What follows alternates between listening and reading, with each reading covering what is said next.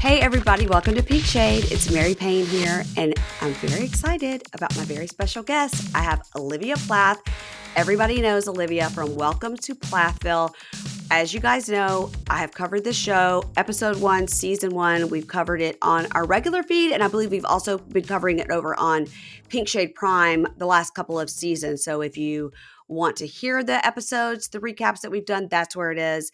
And listen, Olivia's been our hero from day one. From day one. And Olivia, we say all the time, Amy Archer, who has a podcast called Little Miss Recap, she recaps it with me. And we've been saying since day one, we believe in your love with Ethan. We did realize at some point that we were the only ones, but we didn't even believe it when we heard the rumors you guys were separating. We did not believe it. We're like, it's not going to happen. But then it did. But we understand. But We then it understand. did. We understand. How are you feeling now that this season has ended? I think when this season started airing, honestly, like Ethan and I had separated long before, Mm, and we needed some private time to like figure things out on our end before we announced it publicly. We didn't want his family to know it first, and also like there was some show timelines that we had to yeah, of course. like go along with. So when the season started airing, I felt like I was in such a place in my life where I was feeling great and I had moved to Los Angeles and I was like healing and digging through a lot of things in my life. And I felt like I had kind of moved on and found some closure. And then everything airing again, I was like, oh no, it's going to like open it all back up. How am I going to move on? But then now the season's done airing and I just feel really relieved that like it's caught up to date. Yeah, Um, right. and yeah, I feel like I can kind of just like let out a long sigh of relief. Because now everything's out. And Yeah. even when Micah was on Watch What Happens Live, which is just like all my worlds crossing, right? Because I cover Bravo and I cover TLC, and I was like, oh, weird, Micah. Even when he was on Watch What Happens Live, and he was sort of like, you'll see what happens, and then I think it was around that day. You know what? You guys had announced your separation, but they had pre-recorded that Watch What Happens Live. So when they asked him about it, he was still pretending like you guys were together, but then like it had already come out. So I was like, oh, that was bad timing on Bravo's part. But he was still sort of towing that line of like, well, I don't know what's going to happen. And I was thinking like, oh, and then now you're like, now he knew. But I I bet you mean, do feel relieved that like your announcement, everything is caught up to where the show is. And now it's kind of over and you can yeah. breathe. Talk. Yeah. Yeah. I think also like Ethan's family, they did not know that we were not together for a really long time purposefully. Because we just didn't want those opinions and figuring out how to disentangle our lives and move forward. And then even when they knew, they didn't know a lot of details. So even Micah saying that, I'm like, listen, Ethan and I's relationship was super rocky. Um, this is not the first time we weren't together. So as far as I'm concerned, like he doesn't know all the details and probably didn't even then and didn't really know what he was talking about. And that's fine. That's his opinion on things. Yeah. Yeah. It's a real people use the term 180 and 360 wrong a lot, but with Yeah. specifically Mariah and Micah, it does seem they did a 360. They did go back to where they started. you know, Yeah. Yeah. which That was is quite shocking. shocking, very shocking. And Mariah's point sort of when she had that talk with Ethan in Malibu when she was there on business, which is weird. But they're talking and she's saying like I was 16 and all this, but Ethan's point was so valid of right, but mom kicked you out of the house and you left. It had nothing to do with Olivia. You were already on this path with disagreeing with mom and wanting to be this free bird to fly way before Olivia came along. It had nothing to do with Olivia. So you can't like blame your bad relationship with mom or now it's great on Olivia. And I don't know if she like heard that or took that in. Her whole thing is like, well, I was 16 and now I'm older. But I was like, yeah, but you can't blame that on Olivia. You were already flying the coop. Yeah.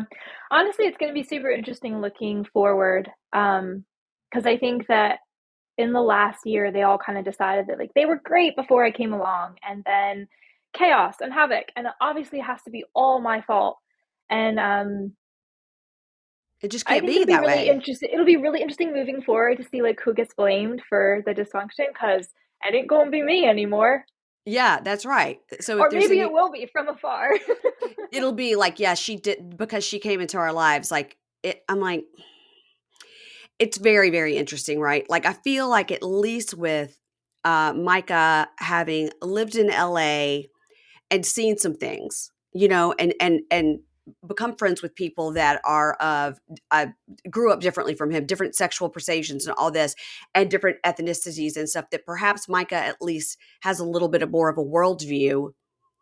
But then again, he was just sort of like, "I wanna get back to the farm." I was like, "You d" I mean, and Yeah, I don't think his modeling career is, like, super blowing up and probably could support his lifestyle, but at the least you're like, "Really? After all that work you did and you went out in the world and now you wanna" there's nothing wrong with going back, but do you wanna live there? yeah. You I know? mean, I somewhat get it. Growing up in a very fundamental world, it's a lot of hard work to leave, because you basically have to question your entire foundation of life, Mhm. everything you've ever been taught to believe, down to the smallest thing. I Here's an example. I was recently at a friend's house and we were talking about like fossils or something, and the topic of evolution came up, and they were like, "Well, the Earth is like whatever million years old." And I didn't even know what to say. I kind of froze in the moment because I was like, yeah, about that. I don't know what I believe, because I was taught the earth was like 6,000 years old and like evolution is a lie, but I don't believe in that anymore. But I don't know the science to back up someone else's point of view because I wasn't taught that in school. So I don't Right. believe. And it's down to the smallest thing like that where you just feel like your whole life is upended. And I have some siblings who I thought were going to walk away from the fundamental world and those very, very conservative values, and they ended up going back. And I see that with, the Plath family as well. Like the kids got out and experienced a little bit of life, and it was really, really hard. Asking questions is hard, especially if you've been taught to sweep things under the rug. And they all went back because it was easier. And look, I don't agree with how I was treated in the process, but I understand where they're coming from. I understand it's an easier path to take, and it's not an uncommon one for kids coming out of fundamentalism. That's interesting, right? Because you grew up with a lot of siblings also? Yes, I had 9 siblings. Okay. So like the Plasts, there were 10 total. And then of course the Plasts had a brother that tragically passed away. So and how many of your siblings are you in touch with? Um, So the parallels between my family and the Plath family are like so weird. We Yeah. grew up in the same world, went to the same family conferences. Yeah. They had a brother die. I've now had a brother die. We have some Mm. siblings with the same names. Um, Yeah, that's true. and I'm currently very close to one of my younger sisters, Lydia. Yes. Um, I have a pathway of communication with my younger brother, Nathan, who was on the show for a small point, but he is one of the kids that kind of went back um, Yeah. Yeah. to my parents. And so that communication is very sparse. Yeah. It's interesting that you're saying this, that you understand it so well because you could probably see a world where I could do that too because it's easier. Oh my gosh, literally this morning, I was going back through my camera roll looking for a camera, not for a camera, looking for a photo. And I was way back in like 2018, the year I got married. And I was looking at all the photos I took during that time going, wow, it would have been really easy to stay that naive and Yeah. just ignore everything and just keep my head down to where it was. Like, I almost looked back at pictures of 20-year-old me with a little bit of longing, like, oh, she didn't realize how easy she had it. But then I remembered that, like, I wasn't in a place of asking questions then. And naivety might be blissful, Mhm. um, but that's not the kind of life I actually want to live. I want to ask questions and I want to find answers. And it comes with its own hardships. It's interesting thinking about that and thinking about Mariah specifically and how we saw so much of how she pushed against it, and even to the point of, like, she's supposed to be helping in the kitchen with Lydia, and Lydia was doing everything. I mean, Lydia, I was always like she's always like, "Cinderella, Cinderella, wash the house, clean that," she's everything, and Mariah wouldn't help her, and that was very upsetting to Lydia because it was all on Mariah for some reason. I'm not sure what Kim was doing, but so Mariah pushed against that so hard, and now we see her in her own apartment. She literally does not know how to open a package of bacon. She doesn't know how to like barely make a cup of coffee. So I'm like, so she's sort of going back to this lifestyle, but does she want a husband that will be eventually like Ethan? Like, when are you going to cook me a meal when she can't even open a package of bacon? So I don't quite understand like how she thinks that's and I know you can't speak for her, but how does she think that's going to work if she wants to go back to that lifestyle? But as far as that goes, she's no Lydia. Mhm. She's no happy homemaker. It's Yeah, I think that honestly, I also kind of understand Mariah's rebellion because I look at when I was 18, 19, 20, and I thought I was rebelling by cutting my hair short, and I thought I was mm, rebelling by not adhering to the dress standards that I grew up with. And I mhm. thought that I was like a rebel and thinking for myself by, eating whatever food I wanted or going to a country music concert, whatever it was. And I realize now that like oftentimes when you don't know how to do the deep inner work, you project it onto the outward. So I didn't know Mm. how to ask a lot of questions deep inside. So I just changed the outside. I changed what I could. And Yeah, I that look makes at sense. Mariah and I see the same thing of like, it's too hard to question the entire foundation of everything, but I can just change the outside. I can change the surface level. I can wear what I want and do what I want and listen to what I want. Um, and I can justify it with, various means. But yeah, again, I understand where those kids are coming from. It didn't make the end of my friendship with them any easier, but I Yeah. understand it.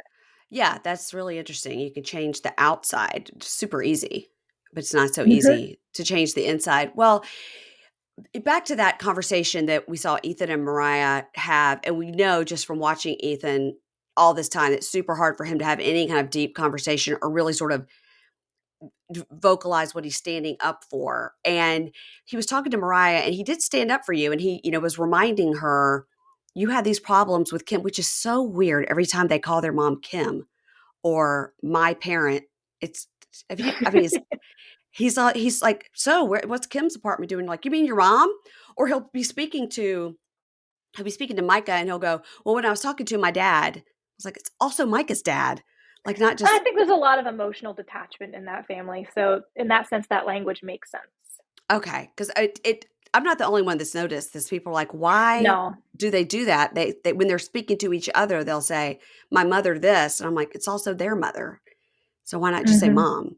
But anyway, that's a sidebar. So when Ethan was talking to Mariah, he reminded her, that she had problems with Kim way before you came along. And he also reminded her, he really, I thought, was really hammering home this thing about the music, about you not obviously trying to steal her music or get her $12 to Spotify or whatever it was.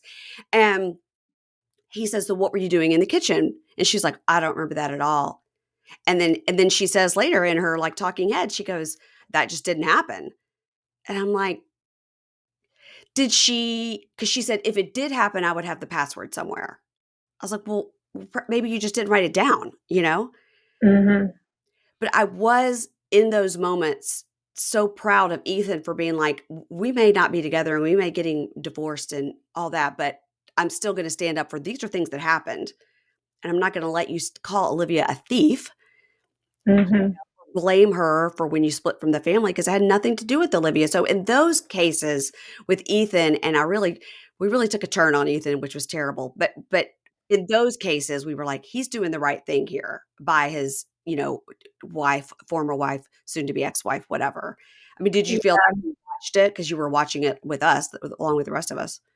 I was made aware, like at the time that that was filmed, I was made aware that he had my back, and Mhm. I don't know if he did that for me or if he did that Mm. for truth's sake. I'm not Right. quite sure.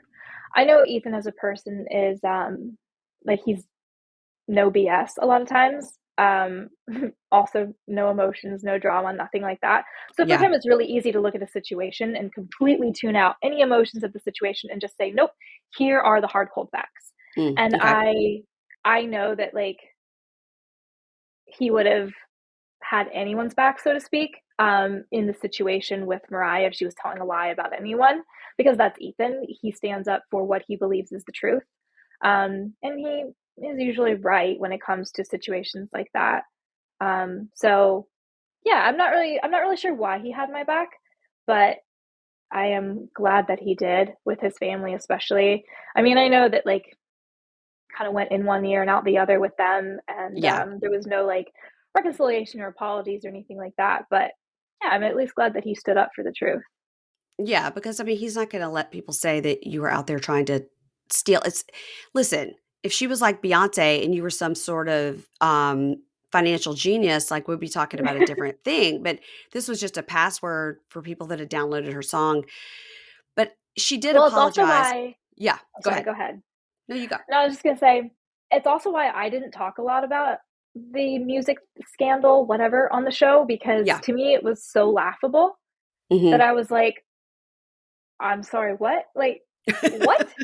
And I was like, listen, sometimes you gotta let people like take care of themselves. Sometimes you gotta let people like show their own true colors and you don't need to talk trash about them because it makes you look Yes. bad. So when it came Yes. to the music thing, I was like, I don't feel any need to talk about this because that's so ridiculous. And the more that she talks about it, the more it's going to prove that it's not true. Inconsistencies are going to show. Hmm. Um, and that was my mindset originally going into it. I did do one small interview about what happened because they asked for my side of the story, and I was like, well, okay, I guess it's helpful to hear some facts. And then seeing the whole thing edited and come together, I'm really glad that Ethan did talk more about it because I honestly thought it was so silly it would blow over, and it didn't. Like it was brought up the whole season long, which shocked me. Yeah. Yeah. But yeah, that's why I didn't talk more about it because I was like, that is so stupid. I actually can't even fathom that. Yeah, and I think that that was a good tactic to take. And speaking of that, when the whole story came out last season with you, which my understanding is, and correct me if I'm wrong, the production asked you like, what was initially the problem that you had with Kim, and you Mhm. explained that initially the problem was when you first got married, you and Ethan were combining your finances, and you kind of became aware there was a credit card or something that you didn't have any kind of password or access to the account, and it turned out it was an account that he either had with his mom or shared with his mom or was sharing money with his mom. And it had something to do with an MLM and like a downline. And she was sort Yes. of taking his money from a downline. And you said to Kim, like, hey, now we're married. I need the passwords and I need to be in charge of this. And she didn't like that because then she wasn't going to be benefiting from that. Yeah. So back in season 4, um, when everything kind of started unraveling with my relationship with Mike and Mariah, at that time they kept saying over and over again, like, but our mom has changed. Like, why can't you get over it? Why can't you have a relationship with her? And they were almost like forgetting why they didn't originally have a relationship with her. Yeah, And right. I was asked during an interview, like, okay, we've heard snippets for 4 or 5 years now. Can you actually give us some concrete? Why don't you want a relationship with this person? And I Hmm. was like, honestly, mm, the issues in her and I relationship started before the credit card thing. It started before I got married, but that was like a solid example I could give that everybody I thought would understand Yeah. of taking advantage of your minor child in an MLM downline and taking money and products from them and not repaying them. Hmm. I was like, that's not the first issue I had with her, but that's one that a lot of people will be able to understand Yeah. and say, oh, I get it. And so I shared that story in an interview, honestly, not thinking you would even be included because a lot of things like that were not included. And I thought if it was, it wouldn't be in its entirety. But it was included Mm. and caused a really big blow up with Ethan's family. They were very, very upset that I was allowed to share that story. Well, it's so interesting about that particular story because I've watched you also did like a long form TikTok where you explained it very, very detailed. And Ethan has 100% said that is all true. That did happen. And we saw when you guys started season 5, you were in Paris and you were saying, we sat down when this first happened, the four of us, you and Ethan and Kim and Barry, we discussed it. We worked it out amongst us. The four of us know what happened in that conversation and we moved on. But the problem they had with it was that you told it, I guess. So then everybody just starts 100% denying that it even happened. And you and Ethan Mm-hmm. are like, it did happen. It 100% happened. And Ethan on that car ride with Micah, Micah was mentioning it, and Ethan's like, it did happen exactly as Olivia said it, and as we were all there. And so then it was one of the first, I think it may have been the first episode of season 1. Kim was asked about it, and she just said, "No, I don't need to defend myself against that." I was like, "Actually, you do, because it's pretty bad." If you're gonna pick one thing to defend Yeah, yourself on, if you yeah. actually didn't commit fraud, you probably would defend yourself on that. And I I don't found, know, just I my mean, I two think cents. that was really telling for those of us looking at it from a critical eye, I thought that was really telling that she would just say, "No, I'm not gonna respond." Like, "You're not? What?" You know? That was wild. But I will say that Yeah. back to that conversation in Malibu when Mariah and Ethan were talking, and she said, "I will only apologize for overreacting about the Spotify account or whatever. I did overreact." And I think it seems to me that what happens was she went to log in, realized she didn't know the password. You guys are in Europe, you're on a huge time zone difference. She can't get in touch with you maybe 10 hours and just freaked out and decided to pretend like she's going to sue you over it. Like Well, it just seemed very knee jerk, you know? yeah, yeah. So Ethan and I were like in Europe for our last 2 weeks of like the 2.5 months we were there. And Mariah sent out this like big family text about how she was so tired of me being allowed to talk poorly about her family on the show. It wasn't my show, it was her family show. And she was going to have to take public measures to make it right.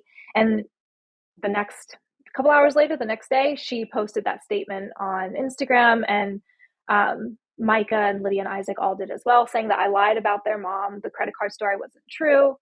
So that happens, and Ethan and I are like, let's just ignore it. We have like 2 weeks left, a week and a half. We'll get home and deal with it. And then we hear from my brother Nathan in Tampa that Mariah just moved out, didn't talk to anyone. She had bills that she still owed. Um, at that time, I sent out a text because Mike and Mariah were on my phone plan, reminding them that they owed me for their phone bill and that I was going Wow. to be discontinuing it, and that they were responsible to find their own phone plan. And never heard back from them. They didn't acknowledge that at all. Finally, Mariah answered a few days later and was like, I actually don't owe you money for the phone. And I was like, you do. Here's the statements. And then the next day, not having answered that, she texted me and was like, "Hey, what's the password to the account?" And at that point, I had a week left in Europe, and I was like, "I am not dealing with this. Like, I will deal with this when I get back to the States." So a week passed. I get back to the States, and I get an email saying that I stole the music and she was going to take me to court. And she actually said she was going to sue me in court. Um, and I read this email on a Friday afternoon. I had guests staying in my home, like just got back from Europe, had guests staying in my home. I read this email and I was like, I don't even know what to do with this right now. I'll have to deal with that on Monday. The next day, Ethan gets a text. Hey, Ethan, not to put you in the middle, but I sent this email to Olivia and she never replied to me. And I was like, oh, I guess I have to do this now on her timeline. So Sunday, I sit down and spend hours going through like account records and financial records and downloading everything and taking screenshots of when accounts were created and when I gave her information and like sent it all her way. So she had everything, gave her back every file, basically just washed my hands of the whole thing. But yeah, the timeline is just like so laughable. Um, I literally can't. And then Literally you feel can't. like I'm doing all this about a Spotify account that again, I don't know if she's making millions of dollars from it, but No. as an independent artist, I can't imagine. I don't know. It just seems like it was so important to do it like right that minute. And then when the Yeah. whole family put out that post about you and the credit card thing and the Kim, I was like, did they pull some Plaths out of the back room to like create Instagram accounts? Like, who are all these accounts posting this thing? Like, what? It was, Yeah, just like it was posting that and then expecting me to answer immediately on vacation and then not answering immediately on vacation and being told that I was going to be sued for something that I did all of the work for. Um, But they're when gonna sue Mariah you first for wanted. what? For not giving Mariah the correct password? Like, that doesn't And the even make thing is, sense. I didn't even feel the need to answer right away because I was like, you already had the password. Like, I went over all Right. this before I left for Europe. So if you forgot, it's not on me to answer you within 24 hours to get it back to Right. you. I'm traveling internationally and then I'm coming home and I've immediately have guests in my home. Like, I will get back to you when I get back to you, kind of thing. Yeah. Um, and I also definitely felt that way because they had already released the statement. And I was like, I'm not just about to bend over backwards and like just do everything. Right. After you I had made I've this done horrible enough. statement about me. Yeah. I've done enough for everyone.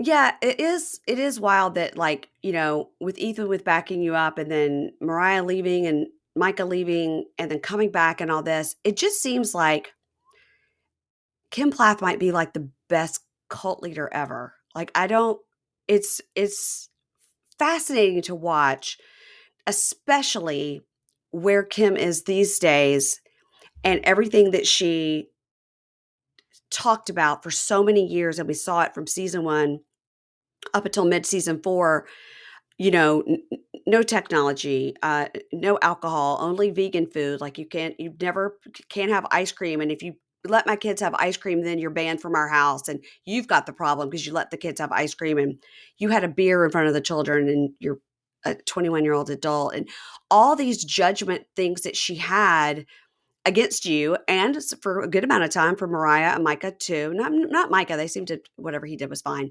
but seemed to have it so hard against you. And now Kim is not only doing all the same things, she's doing them on a big level, like Mhm. living in sin with a man and getting a DUI and leaving her husband and doing all these things. And even in season 4, like we joked around, like, did she go to Costco and get a 10-for-1 deal on skirts? Because she is out here in the streets in a skirt and a tank top. Yet, Was it a skirt or just a skirt? well, we thought it was skirts. We thought it was skirts. You think it was just straight up skirts. But I was like, she's out here in her skirts and tank tops. But let's roll back to when she would be like mad at Mariah for wearing shorts and like a spaghetti strap. It just the hypocrisy of it. I can't imagine us as viewers, but I can't imagine for you like living in it. And I can't even imagine for her own kids that they wouldn't be like, wait, our whole lives we were taught this way, but now because you want to change, it's okay? Yeah, that's all very, very confusing to me. I Yeah, think I am more confused than her own kids are. right. Um, Yeah. I look back at, like, being an 18, 19-year-old, and getting ready to get married to Ethan and, like, how harshly I was judged. It seems like you were close to Kim at that time, though. So, I met Kim when I was 16 years old. Our families both went to this large, conference run by Michael and Debbie Pearl. Whole other tangent.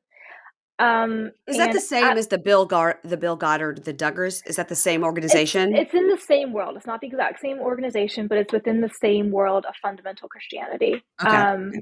And yeah, so our families met at that conference. I was 16 years old. At the time, they were not doing music. My family was doing music, and Kim was fascinated by our family doing music on the main stage and was like, I want to do that with my kids. And she was asking my mom, like, how do you make a business out of this? How do you make money off your Hmm. kids doing music? Like, Yeah. very Kim Plath questions. And my mom was like, well, I mean, my kids love playing music, so that helps. And then she learned that I was interested in like web design, so she got my contact info and went back home. And at that point, hired me to make a website for her family band where they started playing music and like promoting. And she really wanted like a show, or like Wow. some kind of public avenue to kind of like show off her kids and her parenting and all that stuff. And So that's you were how allowed in your house. You were allowed in your house to have computers because what we saw with the Plaths is they had the one family computer that Kim had the password to. that's what we had, was one family computer. But once you were like 13 years old, you got an allotted time per day. So like you got like 30 minutes a day to be on the family computer. It was in the living room. Everyone could see what was going on, so you really couldn't get into a lot of trouble. But Hmm. we were allowed to like email some friends back and forth. Or I used to love writing, and I would just like type up my stories in my Word documents. Yeah. So I started by building a family website for her. And at that point, I was not in a great place with my parents. I kind of wanted out of the fundy world, and I didn't know what that looked like, but I just was not really happy with my parents, and they were very strict. And also, just there was not a good emotional connection there from the time I was young. And I think Kim sensed that, and also Mm. she was looking for someone to connect with, and so she very quickly befriended me. And I was like 16 at this point, and I was getting calls or emails from her almost every day. She started writing me letters. It was just a lot. It was That is a lot. weird. That is It was weird. very, looking back, it was very weird, talking to a grown woman like that every day. She would just call me up, talk to me for like an hour or something, send me letters in French. Yeah, very weird, very weird. And she knew Ethan was interested in me and Mm. would do all she could to kind of like orchestrate that and Hmm. make sure we got to spend time together. She would like call my mom up and be like, hey, we're all coming to see you for a week. And they would just arrive and camp out at our house for a week. And she really wanted Ethan and I to be together. So our relationship started like that, like very intense, almost too much, kind of like a little bit of love bombing. And in Mm. the very beginning, I was so hungry for a mom and I just went along with everything. Yeah. Um, and then By the time Ethan and I were engaged, she started doing some things that really overstepped. We were buying a house, we had the house under escrow, and she called up our realtor to like invite herself into our house to check it out for us, make sure there was no bad spirits without talking to us first, things like that. Where I told Ethan, I was like, there's some boundaries that have got to be put in place with your mom. Like, she's just overstepping, especially with wedding planning. I would say I wanted something, but because the wedding was on her farm, she would veto it and then go do something else behind my back. And I was just like, there's got to be some boundaries in place. And when we started putting boundaries in place, that's when everything started to fall apart with her. Yeah, that's what it sounds like. She wanted to be in charge. And if that included your relationship, it included your relationship. Yeah, absolutely. Yeah. Was she like Yeah. that with the older sister Hosanna that we only saw like one time for a second on that first episode? Was she the same way with her? Um, she was definitely like overbearing, but Hosanna welcomed it. Her and Hosanna were very, very close. And I specifically remember one time she told me, she was like, well, everyone knows Hosanna's perfect. And I looked at her and Oh. I was like, I don't think so.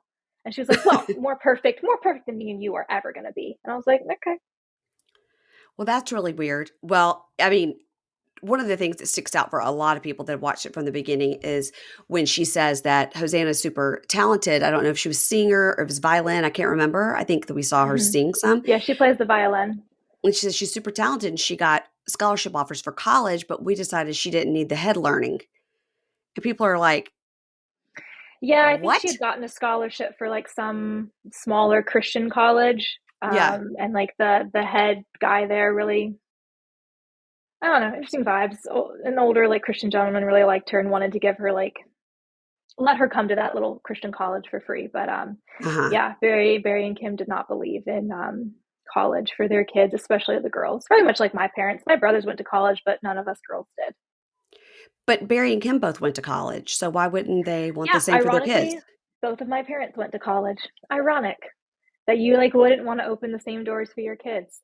I think, it's especially when it comes to raising girls, the mindset is like, well, they're gonna get married and they're gonna have kids and they're gonna be home, so why do they need a college degree?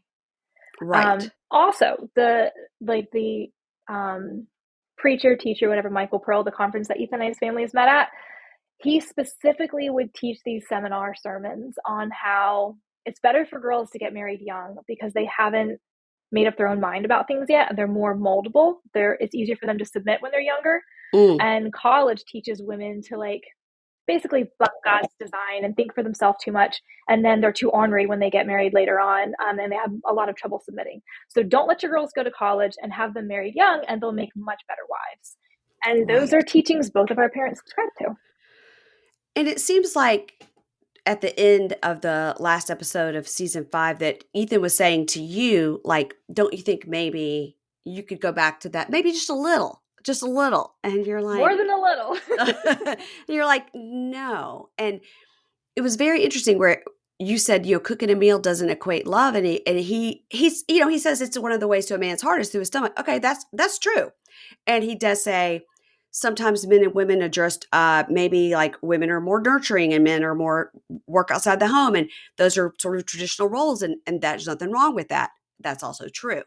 But the two of you had sort of built a life where you weren't really doing that. And it seemed to be you were agreeing on it until he sort of, again, not a 180, but a 360, seemed to kind of be going back to where he came from. And when you said to him, when he said, when's the last time you cooked a meal? I think all the women of the world felt such like, when's the last time you cooked a fucking meal? Like, what are you talking about? Like, Yeah. what? You cook a meal for me. We both have jobs, It Yeah. was, I wanted to throw something at my television and he was sort of saying to you, you should go back to these ideals that oppressed you. And it's like, are you new here? This is not what we're doing. We have Yeah. seen the world. We've gone out. We've seen how it can be. I don't have to go back to these ideals that oppress me. But Actually, the funny thing is in that interview, and this didn't make it in because that interview is like an hour more, it looked and so it miserable. It gets looked it so gets cut miserable. down. But Yeah. when he said like everyone knows one of the only ways to a man's heart is through his stomach. Sorry, I know this all like by heart. Yeah. It's Yeah. seared in Yeah. my brain from sitting there. Ironically enough, one thing that didn't make it in is I said back to him, I was like, what if it's one of the ways to a woman's heart? I like food too. Right. You don't cook for me. Why is it my job to cook for you and make money and do all these things? Like, no, I'm not interested in going back to a fundamental view of what a woman is. It's not for Yeah. me. Yeah. And it seemed to me that Micah, when he went to California, became a little like the most open-minded. He seemed to be more aligned sort of with how you think. And that's why it's so maddening that they all did their own thing, but somehow it's like it seems to me that they're trying to turn you into the cult leader when really, to me, it seems like Kim was always the cult leader. And even Ethan said that when he had that fight in the driveway with his dad. He said, "You're the neck that turns the head." Like, we all know that. And Mary just stands there like, "Dun, dun, dun, I don't know." Yeah. It makes no sense. It makes no sense. I said this a lot over the years, when I just didn't I the dysfunction was too much for me, and I would always just say, "Not my circus, not my money, not my monkeys." And Mhm. that has even more of a meaning now after this Right. last, few episodes have aired, but I still Yeah. stand by that. Not my circus and not my monkeys. Yeah. It's yeah. Yeah. I can't Well, begin to understand it all, so I don't try. what do you think when Ethan, when you were having those conversations on the couch, that what do you think Ethan means by saying he didn't feel regarding your morals that you didn't have love of God or country? I mean, first of all, that's so insulting to be like, to say that you don't love God or country, and you may not believe in the same kind of God he does, but everybody can believe what they want. Um, Mhm. and he specifically felt that it was a moral issue. Like, did he think you're gonna teach your children witchcraft when he wasn't around? Like, I didn't understand that. No. No, the more I started deconstructing, the more vocal I became about the kind of world that I want to live in and that I want my kids to live in. And that is a world where they can choose their sexuality and gender. That is a world where they don't have to believe that America is the greatest country on earth. They can live wherever they want and see the good that any place has to offer. That's a world Mhm, where they don't get indoctrinated to be a Christian from the time they're a little kid, that they get to choose for themselves what they want to believe. They have the options presented and they're taught critical thinking, and then they get to choose for themselves. It's a world where I want them well educated outside the home. And all of those things are incredibly threatening to a very conservative lifestyle, which, if that's how someone wants to live, like, I personally see problems with it. I was raised that way and I didn't have autonomy. So I'm obviously going to have an issue with it. But at the end of the day, like, if that's how Ethan wants to live, that's how Ethan wants to live. And I think I was in denial for a long time. And I always told him, like, look, we're night and day when it comes to politics. mhm, I would consider myself very open-minded and progressive. I would consider myself an ally to the LGBTQ plus community. I would consider myself, pro-education. I would consider myself more democratic or liberal. And that was starkly different from him. And I think I was in denial for a long time. I always said, we can believe different things and make it work. Our kids will see different options of what to believe. But in a perfect world, that's how it is. You in can a have perfect different world, beliefs. yeah, Yeah, yeah. it's not a perfect world. And when it actually came down to it, I realized that, like, there's no way I could have a kid in an environment where I thought they would be fully loved and accepted for Mhm, exactly who they are. And they wouldn't be allowed to make up their own mind about who they want to be and what life is going to look like for them. mhm. Yeah. So, yeah. I wondered a bit if because I follow your photography because you're a gorgeous photographer, and you seem to do a lot of weddings, and you've done many gay weddings, and I wondered if Ethan really had a problem with you. Yep.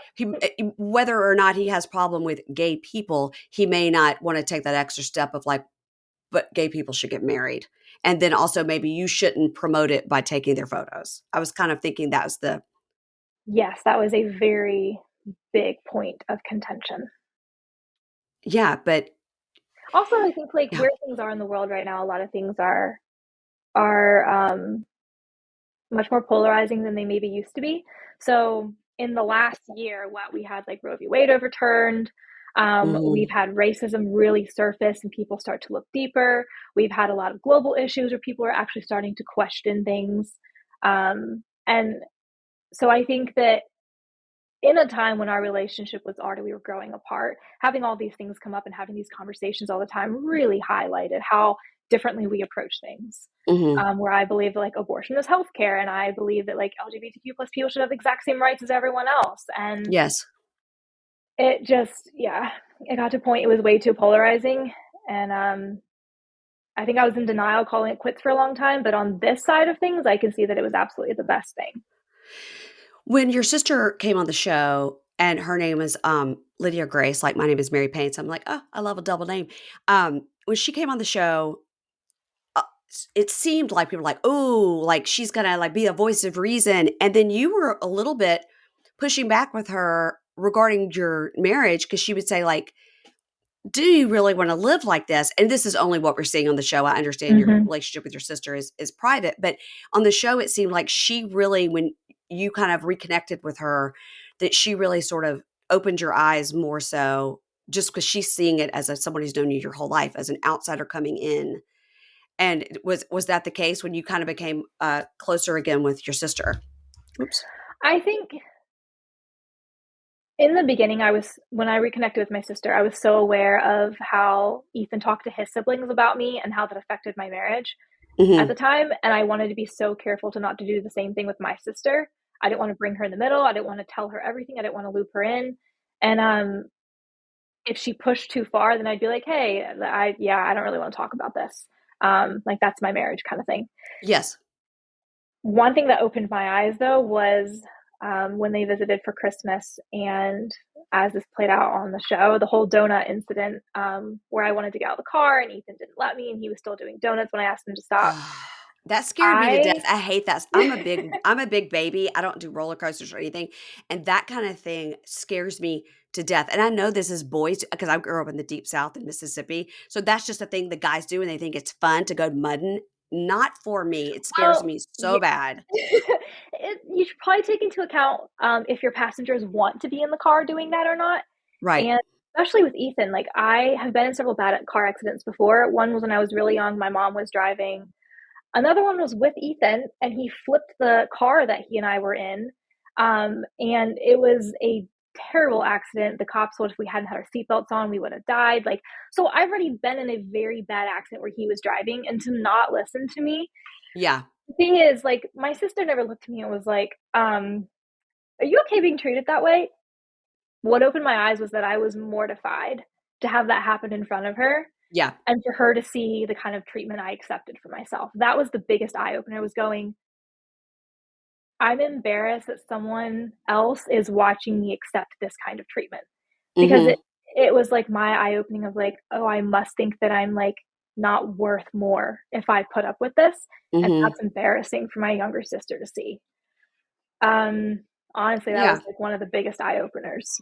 So it wasn't her saying it to you verbally. It's more like just having her around. You're like, "Oh, I'm now seeing it how she probably sees Yeah, it." I'm like, I'm her older sister and I'm accepting poor treatment in a relationship and she's watching. That's kind of embarrassing. It means I Yeah. think that little of myself. Okay, I have a really random question. Just talking about your Yeah. sister reminded me. Okay, so a few seasons back, when Lydia Plath had an evil cell phone, and she was texting a boyfriend on her cell phone, which was keeping her from her duties of cleaning homes. This is you Mhm. guys. I'm not making this up. This is what happened on the show. Yeah. So she was supposed to be cleaning homes, and she would text her boyfriend, as a teenage girl will do. Text your boyfriend because it's exciting. Mhm. Okay, the rumor out there in the world was that that boyfriend was one of your brothers. Yeah, I don't know all of the details of who she was texting. I can't claim to know that. Okay. What I can say is that she had a crush on my younger brother Nathan, and he had had one on her for a few years.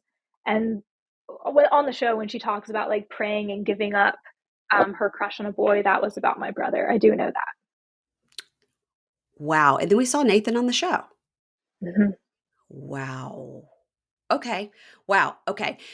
So now I want to switch over to a question I have about Kim. So we talked about the skorts, and okay. So I'm sorry, the word skort is just funny. The word, I was gonna say, literally, the word makes me laugh.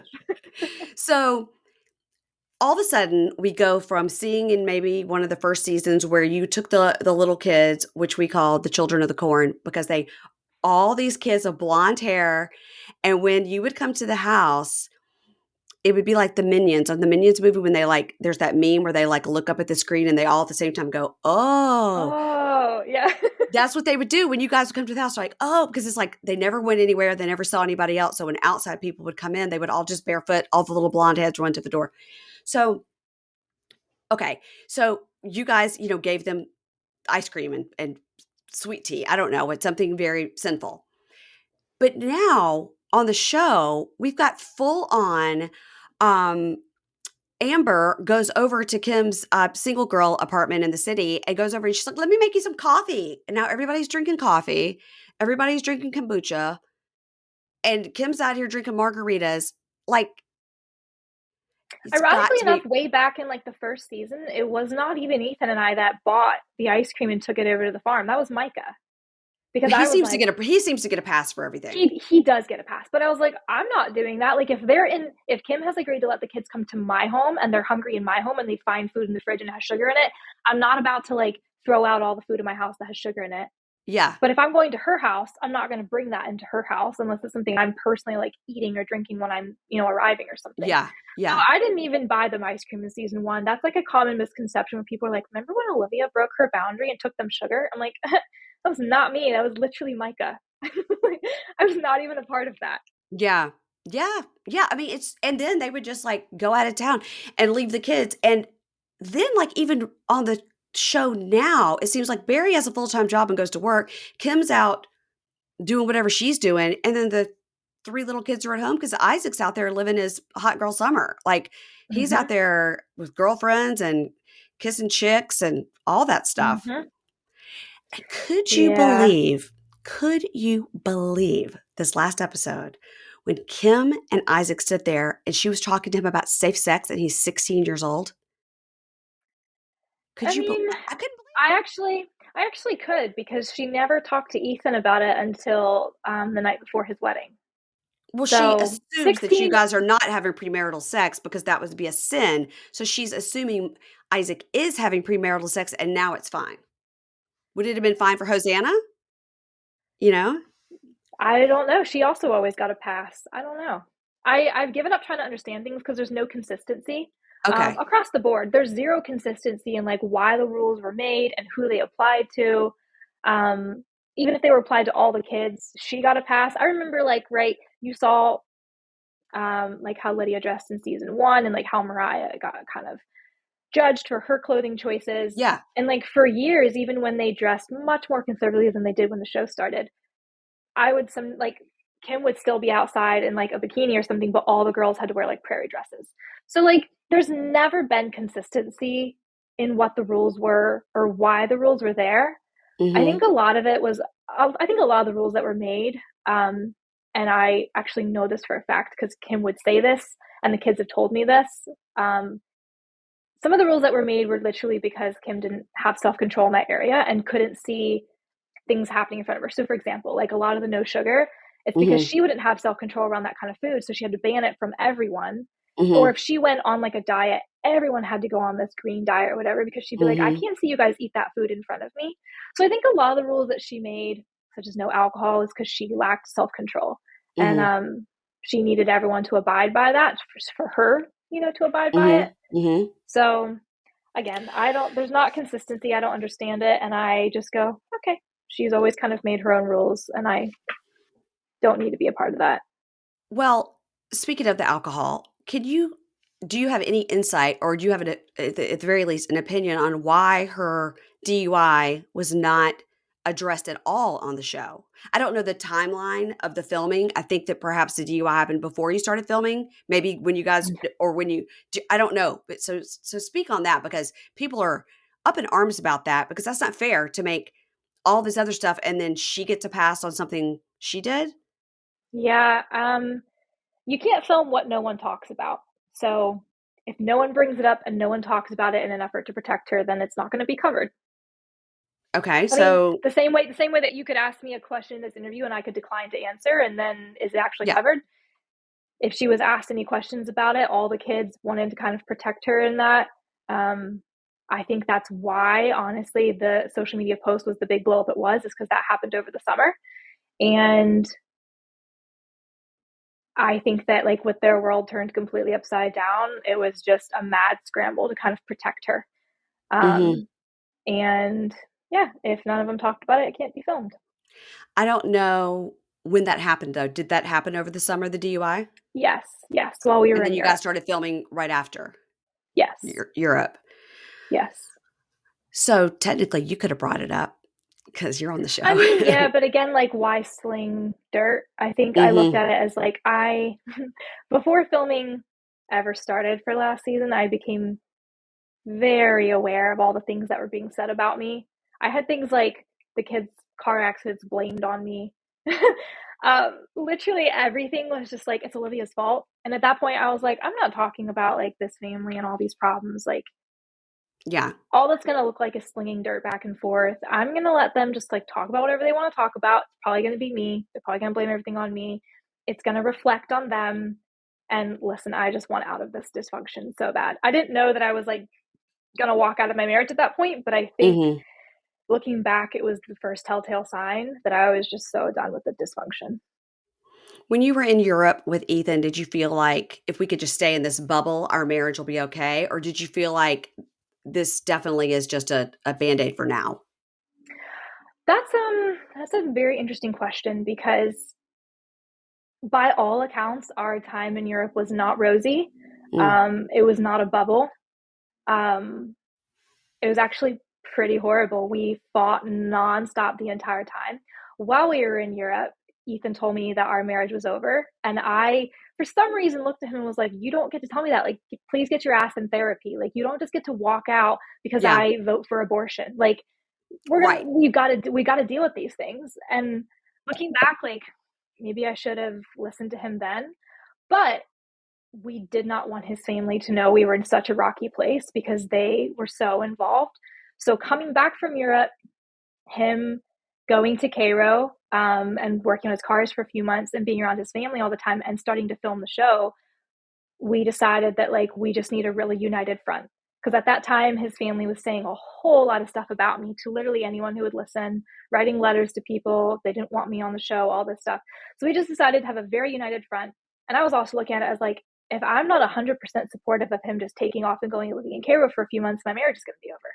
So I Mhm. guess I just need to be supportive and not say anything. And maybe this is a compromise I can make. It was all very confusing.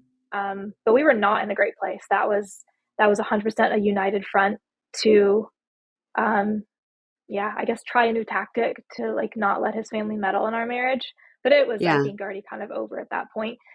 As we moved to Minnesota, and within just a few months, it ended.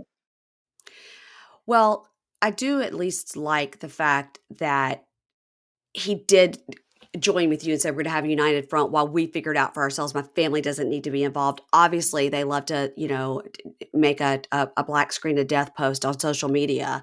So, I do like that he respected your marriage and what you had in your relationship enough to say, "I'm gonna have a united front with her, and you're not gonna talk Yeah, about my wife." That's nice that he didn't just join back with his family and just throw you under the bus. Like, "You're right, Olivia is the downfall of all of us. Probably yeah. she caused that DUI even though we were in Europe." Yeah, you never know. Maybe I did. People really that really is a disservice to the show that it wasn't shown, I think, because it really Yeah, because even if you wanna make it a redemption arc, or I learned from my lesson, or maybe I realized that, like what you said, maybe I don't have self-control with alcohol. A lot of it can be turned into a positive. It could be a learning thing, but it was just act like it never happened when it was, like, literally on the news, you know? yeah, yeah. It's very interesting. Because alcohol played a big role in Ethan and I's relationship at the end as well, and In what way, though? in the way that In he used alcohol to cope. okay. And there's a lot of negative side effects for using alcohol to cope. At Yeah, that yes, time, there I was is. like, at that Yeah. time, I was like, yeah, I think I want to learn bartending. It'd be fun. And then I very quickly walked away because I was like, I don't know how to work in a bar and like serve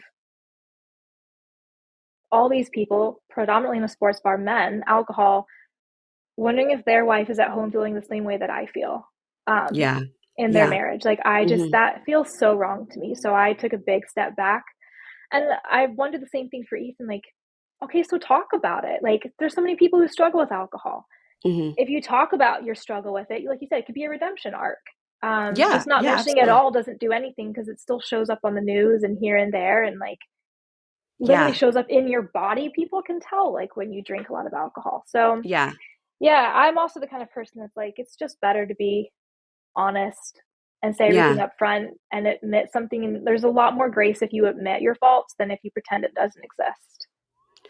And as far as Barry goes, he seemed to be having a real, dad of the year tried storyline. And that scene when they were in Malibu and Barry and Ethan are sitting on opposite ends of the couch, like kind of half facing away. The body language is so like, we know we have to have this conversation on camera, but it's so awkward. And Barry talking to Ethan about his own marriage, which is to Ethan's mother. It's just so inappropriate. You know what I mean? Like, well, in my own marriage, son, you should do that. You know, I'm like, this is his mom. The whole thing. Now, I will be interested to see what happens with Barry. I will because Yeah. he's it's so interesting. But it does seem like from a viewer that Kim was always the one that was sort of leading them down this path. And now that Barry's got a taste of freedom, like what's he going to do? Or was it Barry's idea all along? You know, because I don't know about Barry's parents or Ethan seemed to love them and they seem to love you, the ones in Minnesota. Yeah, I am quite close to the extended family in Minnesota. Barry is nothing like them. Mm. Um, So maybe Kim pushed I him into it.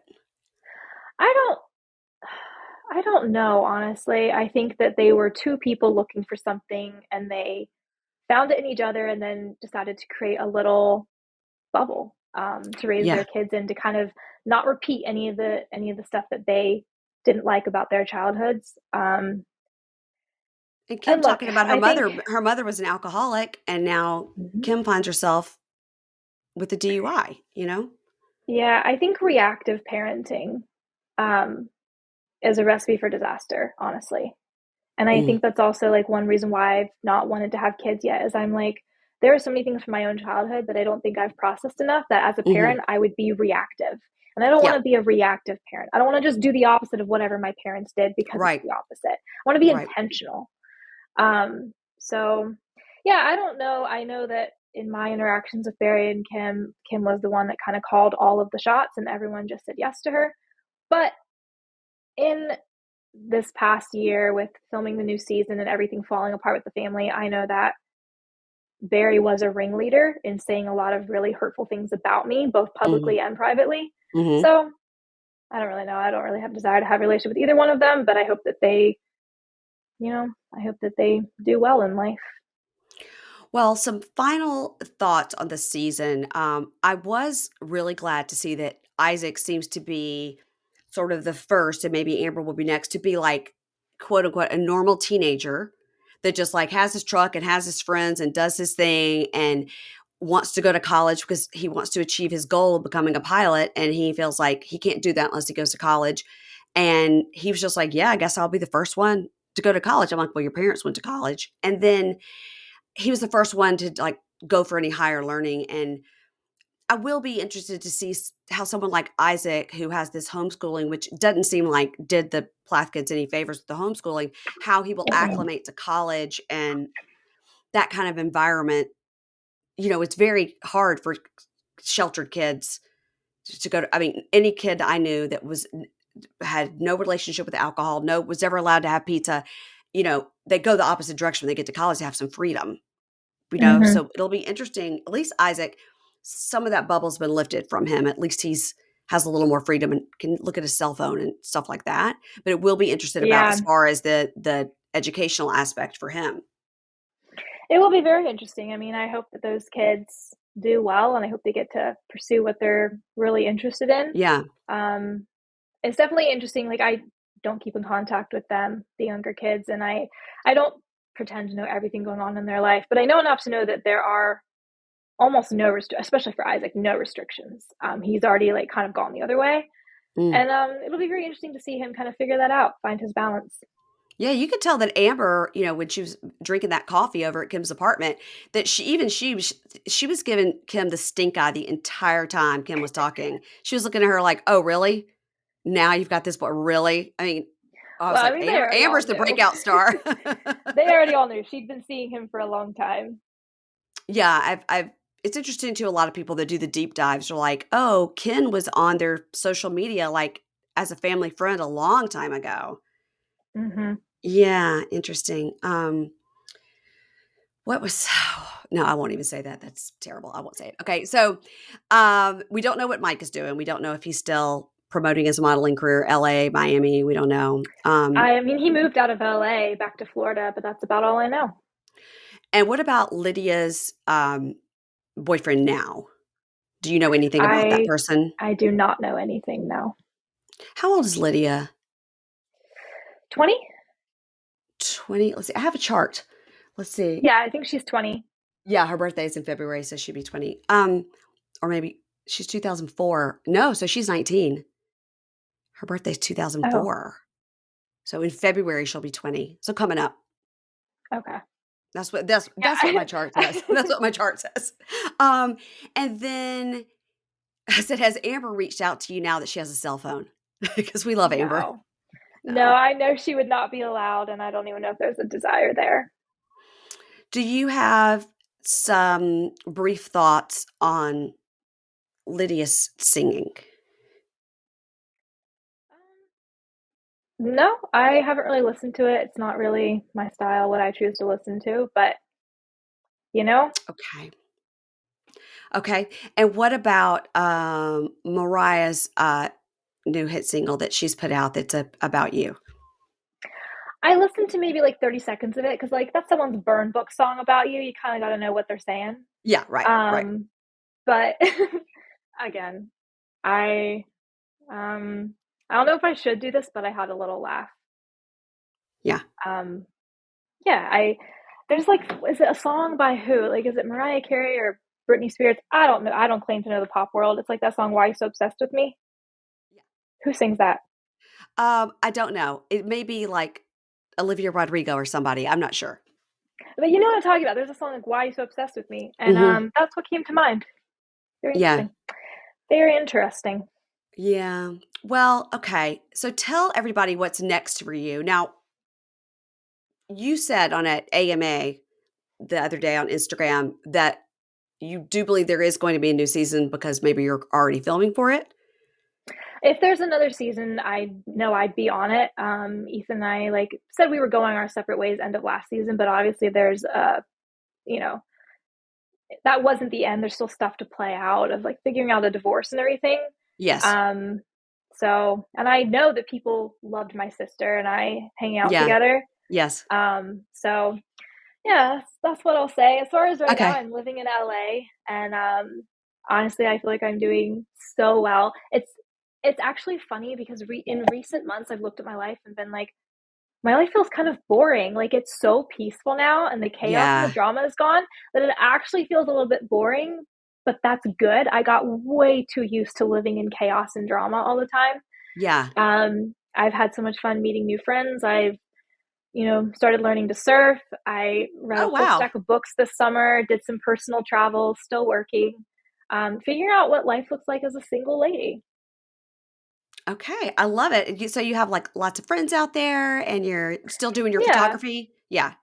Yeah. I knew some people out here and I've made some new friends since I moved here. So honestly, I feel like at this point, I'm just open to whatever life throws at me, trying it all, seeing what fits. I know that I'm not going to live in LA permanently, but it was a good temporary spot to just sit here while I figure out what to do next. So you went to California and it didn't just jade you and all the gay people didn't try to come and get you like Barry and Kim had predicted. No. No, I'm still waiting to see those gay people that are gonna get me. So far, I've only met the really, really nice ones. Oh my god, it's so funny. Well, when we're done with this, don't hang up, but when we're done, I'm going to ask you some Europe questions. But everybody, Okay. you could follow Olivia on Instagram at Olivia Marie Plath. You could follow me at Pink Shade Pod. And again, if you want to hear the recaps that we have done since season 1 of Plathville, it is over on Prime, Pink Shade Prime, and the links are in the show notes and all that. And thank you, Olivia. Don't hang up because I got some Europe questions for you. Okay, thank you for having me.